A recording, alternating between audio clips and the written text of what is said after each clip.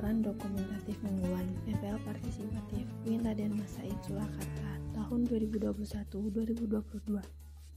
Assalamualaikum warahmatullahi wabarakatuh. Perkenalkan, nama saya Putri Sulistianingsih, NIM 19523120 dari kelas Perbankan Syariah 6E.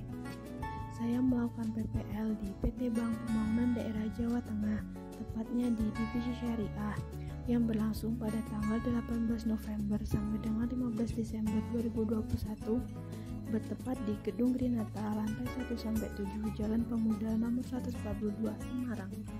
Minggu 2, tanggal 25 November sampai dengan 1 Desember 2021.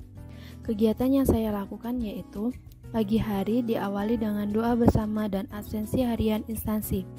Selanjutnya mengerjakan pengarsipan dan alih media, kemudian melakukan pengisian slip dana sosial dari Bank Jateng khususnya divisi syariah. Slip dana sosial ini adalah suatu bentuk kepedulian Bank Jateng terhadap sesama, kemudian mencatat data yang telah diarsipkan. Saya juga mempelajari mengenai mitigasi risiko secara umum. Mitigasi risiko adalah tindakan terencana dan berkelanjutan yang dilakukan oleh pemilik risiko agar bisa mengurangi dampak dari suatu kejadian yang berpotensi atau telah merugikan atau membahayakan pemilik risiko tersebut. Atau mitigasi risiko dapat lebih mudah kita pahami adalah tindakan terencana yang dilakukan oleh pemilik risiko untuk mengurangi dampak dari suatu kejadian. Selanjutnya, saya juga mempelajari mengenai RTGS atau Real Time Gross Settlement.